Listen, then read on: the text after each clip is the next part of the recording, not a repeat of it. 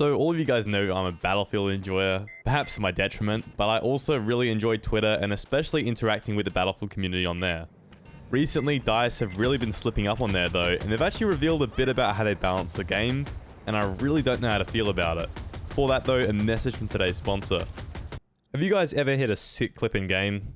Yeah, me neither. Anyways, if that's you, you might want to check out Outplayed by Overwolf. Using their software, you can automatically record kills, headshots, and other key moments in game. Once you've got your clips, you can also directly share them on Discord, YouTube, or pretty much anywhere else. There's also an inbuilt editor for trimming your footage, and the app is supported in over 300 games. If any of that interests you, definitely head down to the link in the description and give them a go.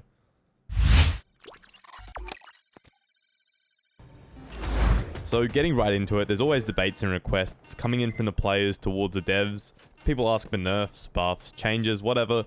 Basically, for the most part, those tweets are actually directed towards the community managers, and then they relay information to and from DICE. Whether any of this relaying actually happens, I really don't know. There's still bugs that have been in the game since release, and an example of this is the BF3 portal mode being completely screwed. You can't fly the jets, you can't change the vehicle loadouts, or even the weapon loadouts. I mean, I literally got out of bed kind of excited last Tuesday to fly the A10 and the SU-25 in 2042, but to my disappointment, the above bugs are actually still in the game. That BF3 conquest mode still doesn't work, and of course I did relay it to a community manager, but I don't really expect anything to change. Moving along though, the real juicy thread I found started from this image. Basically a bunch of blokes just arguing, talking about how weak RAW is, and these guys actually want RAW to take control of hacked vehicles. They literally want to be able to hack the enemy's helicopter and fly into a building. And this is absolutely bonkers. It's a godsend that these guys aren't actually game developers themselves. Luckily though, the community manager Kevin pretty much shuts this idea down right away, and rightfully so, it's pretty silly. Anyways, he then says that RAW is actually one of the least performing specialists in the game, and then goes to say that vehicle players are pretty much the only ones feeling the issues he presents, which is kind of true. But here's the issue. This analysis and point he's made is completely data-based, and it's based on how often RAW is actually played in BF 2042.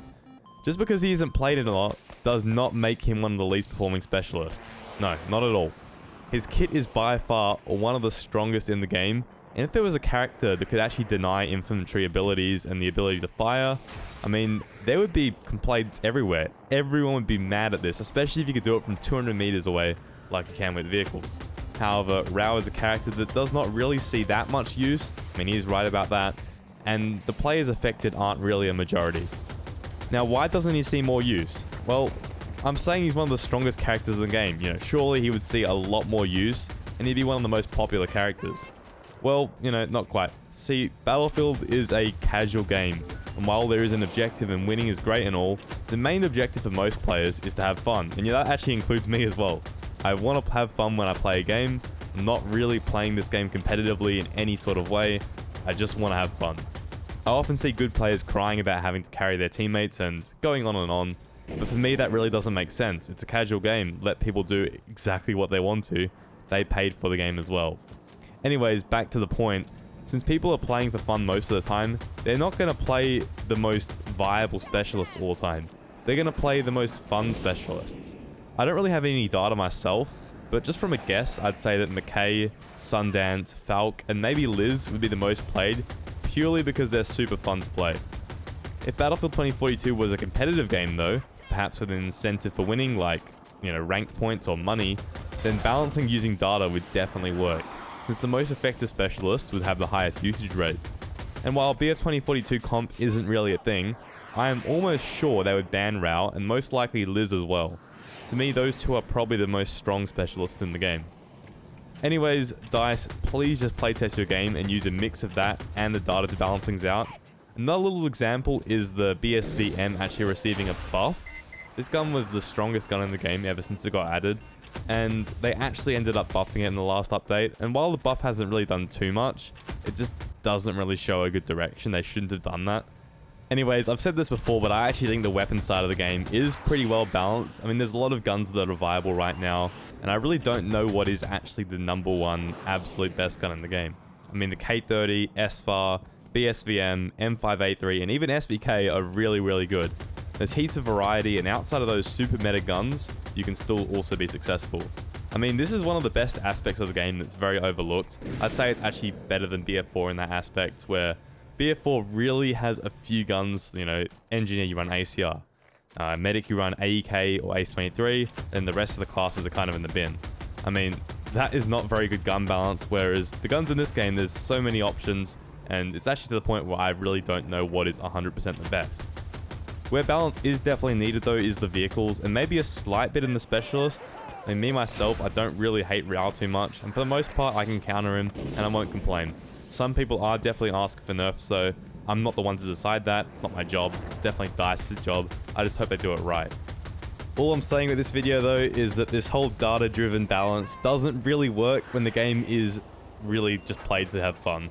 They actually kind of killed Battlefield 5 off, in my opinion, with this kind of balancing. If you guys remember the TTK patches, DICE basically said that the math really does show that those are the right decisions to make. But they kind of half-assed the patch, and they did something that the community didn't want. It doesn't matter if it's really the right thing to do by the data. If the community doesn't want it and the community was happy, then you don't change it. And nobody was asking for those changes.